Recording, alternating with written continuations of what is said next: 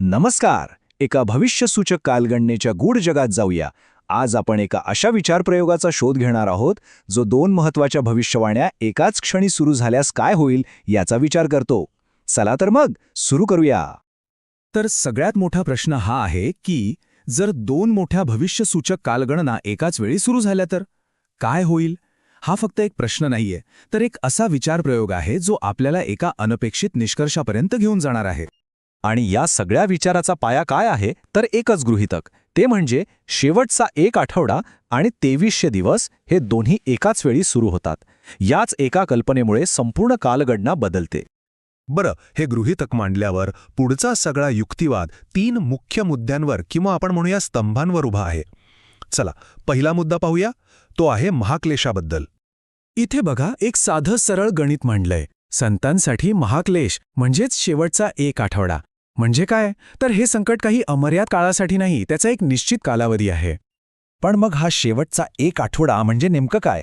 ही काही फक्त एक कल्पना नाहीये. स्रोतानुसार हा एक फिक्स कालावधी आहे, बरोबर 1260 दिवसांचा.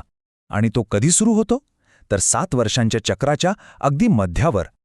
ठीक आहे, महाक्लेशाचा काळ तर ठरला, पण मग पुनरुत्थानाचं काय. हा दुसरा मुद्दा येतो आणि तो पहिल्या मुद्द्यावरच आधारित आहे. यामुळे ही कालगणना अजूनच इंटरेस्टिंग होते. आता दुसरं समीकरण बघा. ते काय म्हणतं की पुनरुत्थान किंवा परिवर्तन ही एकदाच होणारी गोष्ट नाही, ती एकापेक्षा जास्त वेळा होऊ शकते. आणि हा मुद्दा या संपूर्ण परिकल्पनेमधला एक खूप महत्त्वाचा आणि थोडा वादग्रस्त भाग आहे. यामागचा तर्क समजून घेऊया. जर पहिलं पुनरुत्थान 7 वर्षांच्या मध्यावर झालं आणि त्यानंतर संतांचा छळ झाला, तर त्या छळातून जे वाचले त्यांना राज्य करण्यासाठी परत एकदा परिवर्तन किंवा पुनरुत्थानाची गरज लागेल. चला आता तिसऱ्या आणि शेवटच्या मुद्द्याकडे येऊया. तो म्हणजे राज्याबद्दल. हा मुद्दा क्लेशाच्या काळाचा शेवट आणि एका नवीन युगाची सुरुवात यांना जोडतो. आणि शेवटचं समीकरण आपल्याला एक नक्की आकडा देतं. तो म्हणजे 1335 दिवसानंतर 1000 वर्षांच्या राज्याची सुरुवात होईल. हाच तो आशीर्वादाचा काळ आहे ज्याबद्दल भविष्यवाणी केली गेली आहे.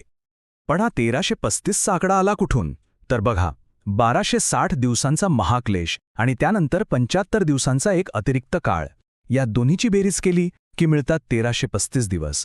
आणि हाच तो क्षण आहे जेव्हा राज्याची सुरुवात होते. चला तर मग आता हे सगळे तुकडे एकत्र जोडूया आणि पाहूया की स्रोताने मांडलेली ही संपूर्ण कालगणना दिसायला कशी आहे. सगळ्यात पहिला आकडा आहे 1260 दिवसांचा. हा आहे शेवटचा अर्धा आठवडा, म्हणजे संतांवर जो महाक्लेश येणार आहे त्याचा काळ. त्यानंतर येतात हे 75 दिवस.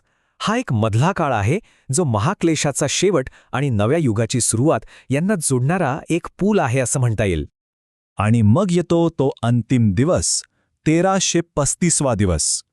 या परिकल्पनेनुसार हाच तो क्षण आहे जेव्हा आशीर्वाद मिळतो आणि 1000 वर्षांचं राज्य सुरू होतं. आता इथे बघा, सगळी कालगणना एकाच चित्रात दिसतीये. 1260 दिवसांचा महाक्लेश, त्यानंतरचे 75 दिवस आणि मग 2300 दिवसांच्या भविष्यवाणीची पूर्तता. हे सगळे घटक एकत्र येऊन एक सुसंगत क्रम तयार करतात. पण थांबा, एक प्रश्न अजूनही बाकी आहे. त्या 7 पिढा, पशूचा न्याय आणि सैतानाला तुरुंगात टाकणं, या सगळ्या घटना कधी घडतात. गंमत म्हणजे खुद्द मूळ स्रोतसुद्धा या प्रश्नाचं उत्तर देत नाही. यावरून कळतं की ही एक चौकट असली तरी त्यात अजूनही काही गोष्टी भरायच्या बाकी आहेत.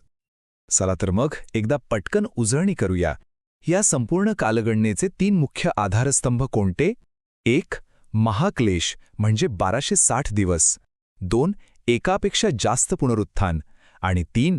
1335 दिवसांनी 1000 वर्षांच्या राज्याची सुरुवात. आणि या सगळ्यावरून एक खूप मोठा प्रश्न निर्माण होतो. तो म्हणजे फक्त एक गृहीतक, फक्त एकच सुरुवातीचा मुद्दा एखाद्या क्लिष्ट मजकुराचा पूर्ण अर्थ कसा काय बदलू शकतो. हे आपल्याला आठवण करून देतं की कोणताही निष्कर्ष हा आपण कुठून सुरुवात करतो यावर अवलंबून असतो. खरंच विचार करण्यासारखा मुद्दा आहे, नाही का.